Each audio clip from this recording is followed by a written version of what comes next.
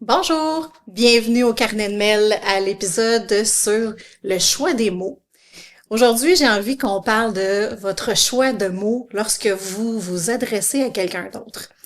En fait, j'ai envie de vous demander, est-ce que vous vous êtes déjà arrêté et à évaluer comment vous parlez avec les gens alentour de vous?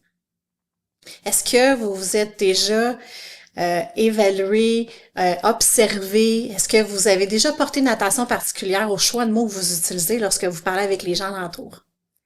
Dans le milieu du travail, c'est sûr que on fait très attention, hein, on a des politiques d'harcèlement, des politiques de tolérance zéro, on tolère absolument rien en lien avec des paroles à caractère inapproprié ou avoir des comportements inappropriés. C'est sûr que dans le milieu du travail, c'est inévitable. Mais qu'en est-il de la vie personnelle? Est-ce que dans votre vie personnelle, avec les gens qui vous entourent, votre famille, surtout les gens qu'on aime le plus, hein, c'est souvent avec les gens proches de nous, est-ce que votre choix de mots est adéquat? Est-ce que vous utilisez les bons mots quand vous parlez avec les gens alentour de vous? J'ai envie aujourd'hui de vous parler des 4 accords Toltec. Peut-être que vous avez déjà lu ce livre-là. Il y a 4 accords. Donc, dans les 4 accords, on parle particulièrement, attendez, je vais juste m'assurer de vous dire les bonnes choses, que votre parole soit impeccable. Quoi qu'il arrive, n'en faites pas une affaire personnelle. Ça, c'est le deuxième accord.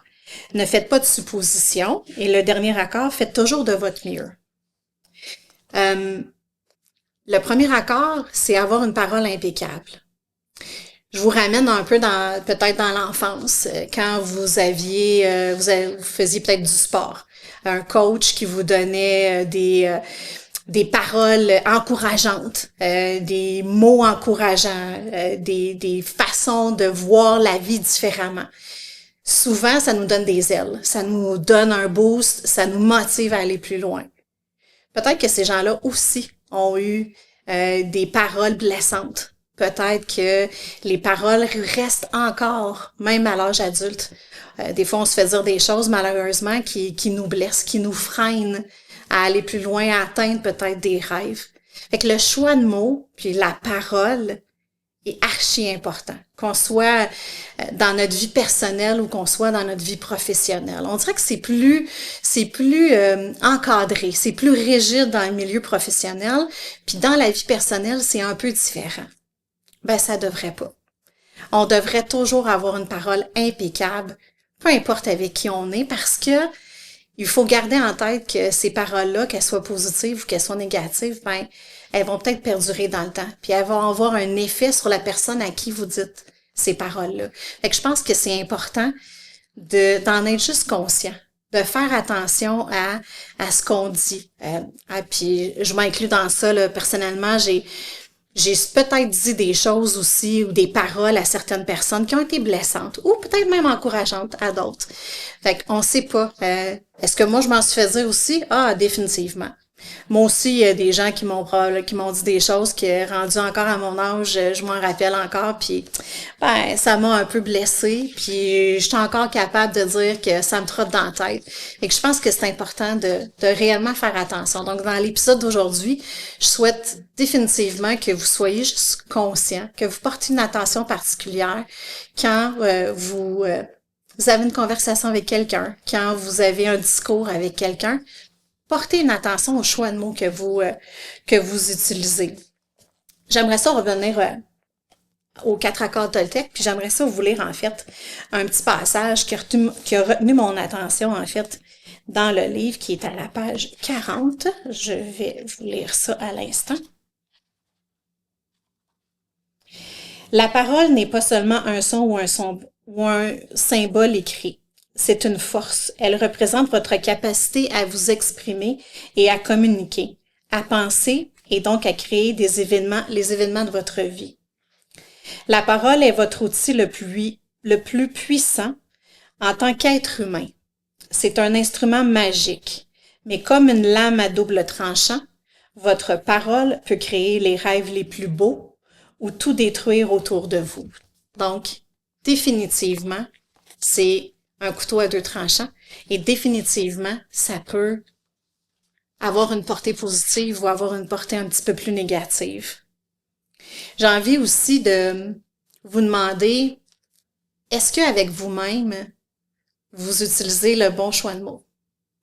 Parce que c'est facile, hein, avec les collègues, on fait attention, on est régi par les politiques de l'organisation, avec nos enfants, avec notre mère, nos frères, nos sœurs.